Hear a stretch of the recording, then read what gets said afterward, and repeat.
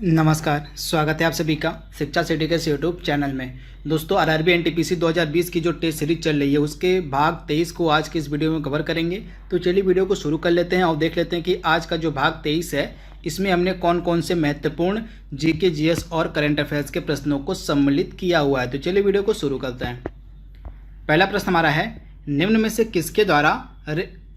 किसके द्वारा रेहला नामक यात्रा वृत्तांत लिखा गया है। काफ़ी इंपॉर्टेंट प्रश्न है। तो जो रेहला नामक यात्रा वृत्तांत है यह लिखा गया है इब्न बतूता के द्वारा। तो राइट आंसर आपका हो जाएगा इब्न बतूता। यह मोरक्को का रहने वाला था। कहाँ का रहने वाला था? मोरक्को का रहने वाला था तथा यह भारत आया था। तथा इसने जो रेहला नामक यात्रा वृत्तांत है यह किस भाषा में लिखा है? तो अरबी भाषा में। इसे भी आप ध्यान दीजिएगा। यह जो रेहला नामक यात्रा वृत्तांत है यह अरबी भाषा में लिखा गया है इब्न बतूता के द्वारा तथा यह मोरक्को का रहने वाला था। तो आप इसे ध्यान दीजिएगा। इसके साथ ही एक इम्पॉर्टेंट फैक्ट इससे रिलेटेड, जो इब्न बतूता था इसको मोहम्मद बिन तुगलक ने दिल्ली में काजी के पद पर नियुक्त किया था। तो इसे भी आप ध्यान दीजिएगा। जो इब्न बतूता था इसको मोहम्मद बिन तुगलक के द्वारा जो है काजी के पद पर नियुक्त किया था। इसके बाद जो मोहम्मद बिन तुगलक था उसने इसको अपना राजदूत बनाकर चीन भेजा था। तो इसे भी आप ध्यान दीजिएगा। मोहम्मद बिन तुगलक ने इब्न बतूता को दिल्ली के काजी के पद पर नियुक्त किया, फिर उसके बाद जो है इसको अपना राजदूत बनाकर चीन भेजा था। तो इसे भी आप ध्यान दीजिएगा। इसके साथ जो अल बरूनी था यह भारत भी आया था। इसे भी आपको याद रखना पड़ेगा। तो जो अल बरूनी था यह महमूद गजनवी के साथ भारत आया था। इसे आप ध्यान दीजिएगा। जो अल बरूनी था यह महमूद गजनवी के साथ भारत आया था तथा इसकी कृति का क्या नाम है? तो इसकी कृति का नाम है तहकीके हिंद या किताबुल हिंद कहते हैं। इसे भी आप ध्यान दीजिएगा। अल बरूनी के द्वारा लिखी गई जो कृति है उसको हम कहते हैं तहकीके हिंद या किताबुल हिंद। तो इसे भी आप याद रखिएगा। अगला प्रश्न हमारा है, निम्न में से किस काल में आपको बहुत छोटे छोटे औजार जिनको हम माइक्रोलिथ के नाम से जानते हैं उनका उपयोग किया जाता है? आपको बताना है निम्न में से वह कौन सा काल है जिसमें पत्थर के बहुत छोटे छोटे औजार माइक्रोलिथ का इस्तेमाल किया जाता था। तो यह काल था मध्य पाषाण काल। तो राइट आंसर आपका हो जाएगा मध्य पाषाण काल में जो पत्थरों के छोटे छोटे औजारों का उपयोग किया जाता था उनको हम माइक्रोलिथ के नाम से जानते थे। तो राइट आंसर आपका हो जाएगा मध्य पाषाण काल। अगला प्रश्न हमारा है, चित्रित धूसर मृद भांड का संबंध निम्नलिखित में से किस काल से? मोस्ट इंपॉर्टेंट प्रश्न है।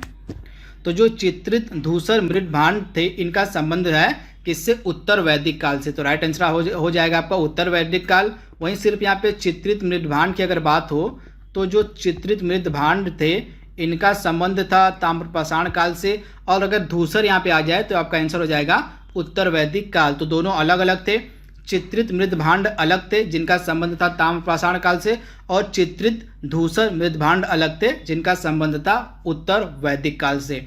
अगला प्रश्न हमारा है, महमूद गजनवी के द्वारा गुजरात स्थित प्रसिद्ध जो सोमनाथ मंदिर थी इस पर किस वर्ष आक्रमण किया गया था? काफी इंपॉर्टेंट प्रश्न है।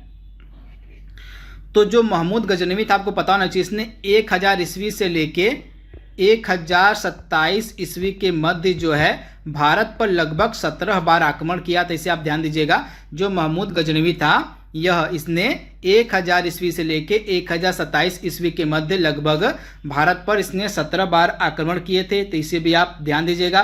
तथा इसने गुजरात स्थित जो सोमनाथ मंदिर थी, भगवान शिव की मंदिर थी, इस पर इसने 1027 ईस्वी में आक्रमण किया था। तो इसे भी आप ध्यान दीजिएगा। 1025 ईस्वी में। तो आप इसे ध्यान दीजिएगा। गुजरात स्थित जो सोमनाथ मंदिर थी इस पर महमूद गजनवी ने आक्रमण किया था 1025 ईस्वी में। तो आप इसे ध्यान दीजिएगा। तथा जब इसने आक्रमण किया था सोमनाथ मंदिर पर तो उस समय गुजरात का शासक कौन था? भीम फर्स्ट। इसे आप ध्यान दीजिएगा। जब इसने महमूद गजनवी ने गुजरात स्थित सोमनाथ मंदिर पर आक्रमण किया था तो उस समय गुजरात का शासक था भीम प्रथम। तो इसे भी आप ध्यान दीजिएगा। यह भी आपके एग्जाम में पूछी जा सकती है। इसके साथ ही महमूद गजनवी के साथ कौन भारत आया? तो मैंने आपको बताया कि महमूद गजनवी के साथ भारत आया था अल बरूनी। कौन आया था? अल बरूनी जो था यह महमूद गजनवी के साथ भारत आया था। तराइन की जो पहली लड़ाई थी यह किस वर्ष लड़ी गई थी? तो तराइन के 2 युद्ध लड़े गए थे, प्रथम और द्वितीय। तो पहला युद्ध कब लड़ा गया था? पहला युद्ध लड़ा गया था 1191 ईस्वी में। दूसरा युद्ध लड़ा गया था 1192 ईस्वी में। पहला युद्ध में किसकी विजय हुई? तो युद्ध आपको पता होना चाहिए, मोहम्मद गौरी और पृथ्वीराज चौहान के मध्य लड़ा गया था। आप ध्यान दीजिएगा, तराइन का जो प्रथम युद्ध था मोहम्मद गौरी और पृथ्वीराज चौहान के मध्य लड़ा गया था, जिसमें पृथ्वीराज चौहान की विजय होती है पहले युद्ध में और दूसरा युद्ध जो लड़ा गया था मोहम्मद गौरी और पृथ्वीराज चौहान के मध्य, इसमें मोहम्मद गौरी की विजय होती है। तो दोनों आपको याद रखना है। पहला युद्ध जो लड़ा गया था मोहम्मद गौरी और पृथ्वीराज चौहान के मध्य, पहले युद्ध में पृथ्वीराज चौहान जीतता है और दूसरा युद्ध जो लड़ा गया था तराइन का युद्ध 1192 ईस्वी में, दूसरा युद्ध जीतता है मोहम्मद गौरी। तो इसे भी आप ध्यान दीजिएगा, दोनों भी प्रश्न आपके एग्जाम में पूछे जा सकते हैं कि पहले युद्ध जो लड़ा गया था तराइन का युद्ध, उसमें किसकी विजय होती है और दूसरे युद्ध में किसकी विजय होती है। अगला प्रश्न हमारा कह रहा है, निम्न में से किस शासक की मृत्यु 1210 ईस्वी में चौगान, जिसको हम पोलो के नाम से जानते थे उस समय, तो खेलते समय अचानक घोड़े से गिर जाने के कारण हुई थी? तो 1210 में चौगान खेलते समय अचानक घोड़े से गिर जाने के कारण किसकी मृत्यु हुई थी? तो कुतुबुद्दीन ऐबक, यानी ऑप्शन ए इसका बिल्कुल सही है। कुतुबुद्दीन ऐबक की जो मृत्यु है यह 1210 ईस्वी में चौगान खेलते समय अचानक घोड़े से गिर जाने के कारण हुई थी। तो आप इसे ध्यान दीजिएगा, यह मोस्ट इंपॉर्टेंट प्रश्न है। इसके साथ ही जो कुतुबुद्दीन ऐबक था, इसके द्वारा कुतुब मीनार की नींव रखी गई थी। इसे भी आप ध्यान दीजिएगा, जो दिल्ली स्थित कुतुब मीनार थी, इसकी जो नींव है, इसकी जो आधारशिला है, यह कुतुबुद्दीन ऐबक के द्वारा रखी गई थी। परंतु कुतुब मीनार का जो निर्माण वह पूरा किसने करवाया था? तो इल्तुतमिश ने करवाया था। दोनों आपको याद रखना है। नींव जो कुतुब मीनार की रखी गई थी वह रखी गई थी कुतुबुद्दीन ऐबक के द्वारा, और इसका जो निर्माण कार्य था यह पूरा कराया था इल्तुतमिश ने। तो इसे भी आप ध्यान दीजिएगा। अगला प्रश्न हमारा है, भारत का पहला जो रेलवे विश्वविद्यालय है यह कहाँ पे स्थापित किया गया है? मोस्ट इंपॉर्टेंट प्रश्न है। तो भारत का जो पहला रेलवे विश्वविद्यालय है यह कहाँ पे स्थापित किया गया है? तो बड़ोदरा में। कहाँ? तो बड़ोदरा आपको कहाँ मिलेगा? तो बड़ोदरा आपको मिलेगा गुजरात में। तो यहीं पे जो है भारत का पहला रेलवे विश्वविद्यालय स्थापित किया गया है। अगला प्रश्न हमारा है, निम्न में से किसके द्वारा टाइम्स पत्रिका को खरीद लिया गया? मतलब जो टाइम्स मैगजीन है उसको निम्न में से किसने खरीदा है? तो टाइम्स मैगजीन को खरीद लिया है मार्क बेनियॉफ ने। तो राइट आंसर आपको हो जाएगा मार्क बेनियॉफ के द्वारा जो है टाइम्स मैगजीन को खरीद लिया गया है। अगला प्रश्न हमारा है, बायो इंजीनियरिंग का संबंध किससे है? काफी इंपॉर्टेंट प्रश्न है। तो बायो इंजीनियरिंग का संबंध किससे है? तो कृत्रिम अंग निर्माण से। तो राइट आंसर आपका हो जाएगा बायो इंजीनियरिंग के तहत जो है कृत्रिम अंगों का निर्माण किया जाता है। तो राइट आंसर आपका हो जाएगा ऑप्शन ए। अगला प्रश्न हमारा है, डायलिसिस जो प्रक्रिया होती है इसके अंतर्गत किसका उपचार किया जाता है? मोस्ट इंपॉर्टेंट प्रश्न।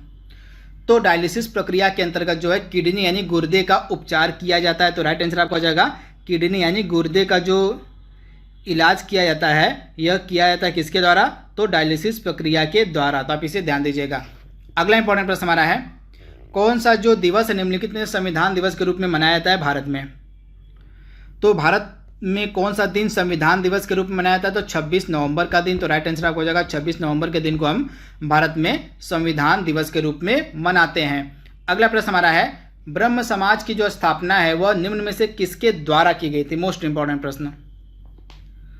तो ब्रह्म समाज की स्थापना किसके द्वारा की गई थी? तो राजा राम मोहन राय के द्वारा जो है ब्रह्म समाज की स्थापना की गई थी। तो राइट आंसर आपका हो जाएगा राजा राम मोहन राय। और आर्य समाज की जो स्थापना थी स्वामी दयानंद सरस्वती के द्वारा की गई थी। तो इसे भी आप याद रखिएगा, आर्य समाज की जो स्थापना है यह स्वामी दयानंद सरस्वती ने की थी और राजा राम मोहन राय के द्वारा जो है ब्रह्म समाज की स्थापना की गई थी।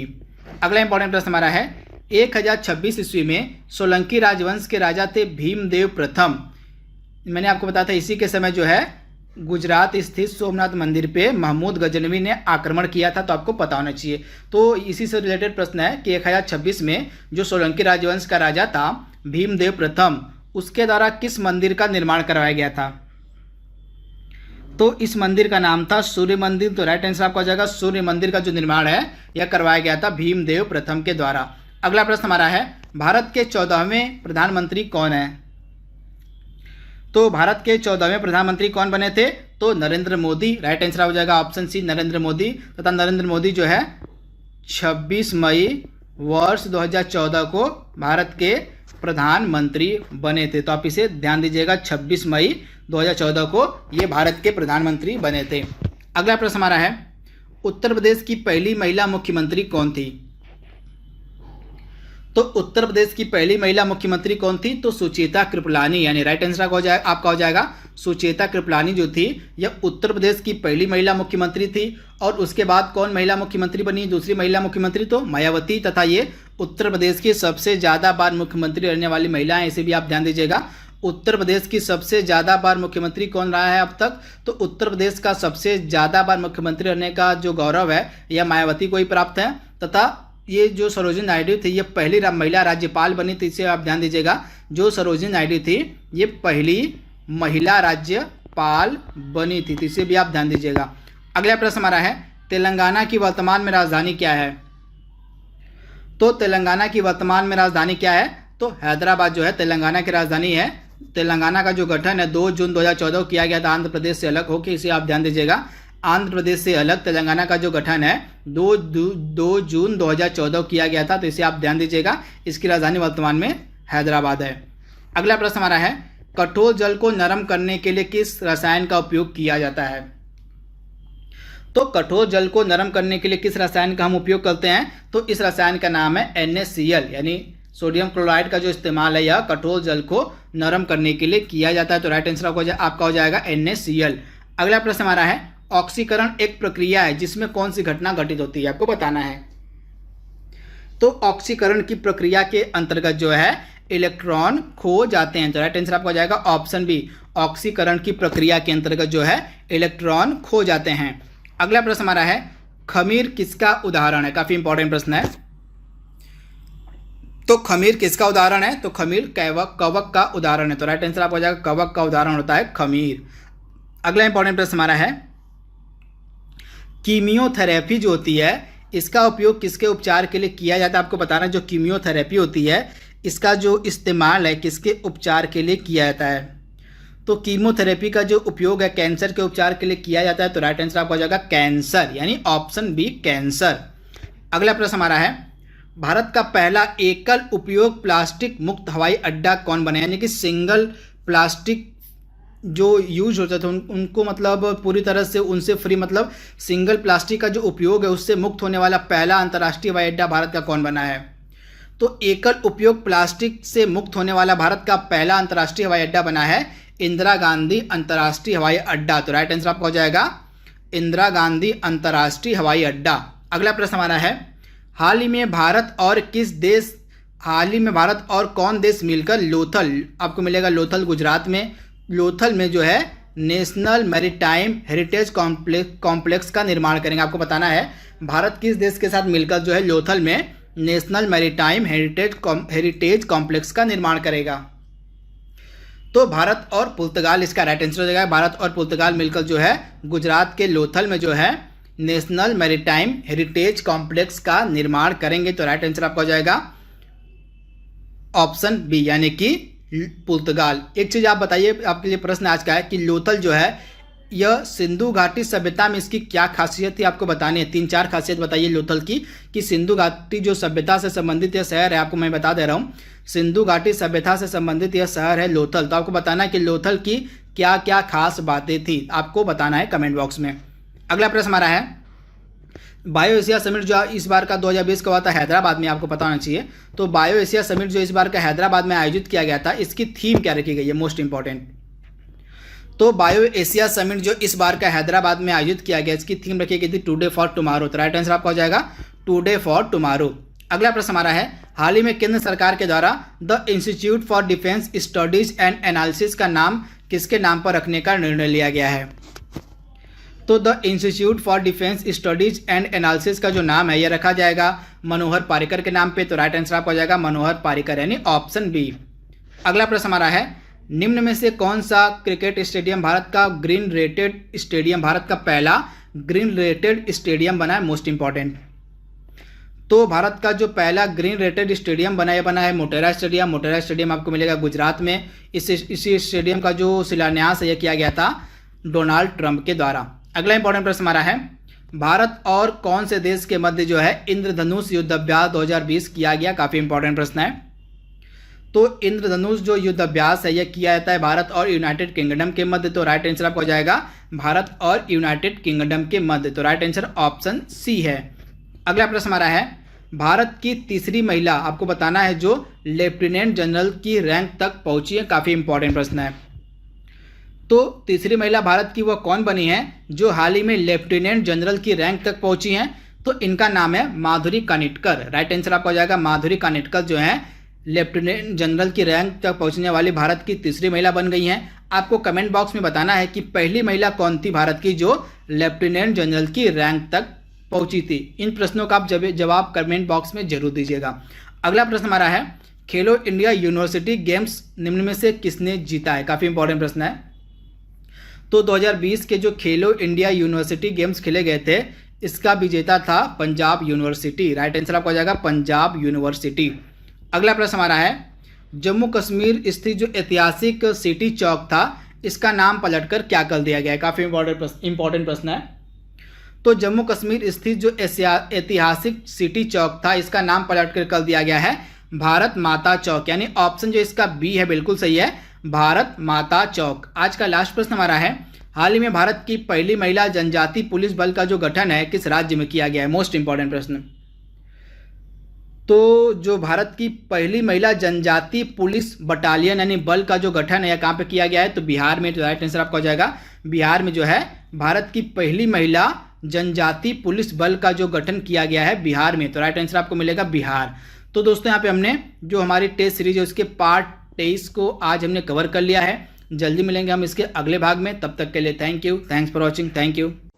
तो दोस्तों जैसा कि मैंने आपको बताया था कि अनअकैडमी ऑफर एक्सटेंशन हो गया है जिसमें 22 से 28 तारीख तक सब्सक्रिप्शन लेने पे, यानी कल से लेकर के ये कल ही हो गया है और 28 तारीख तक ये महीना खत्म होने तक आपको 20% का ऑफ मिलेगा।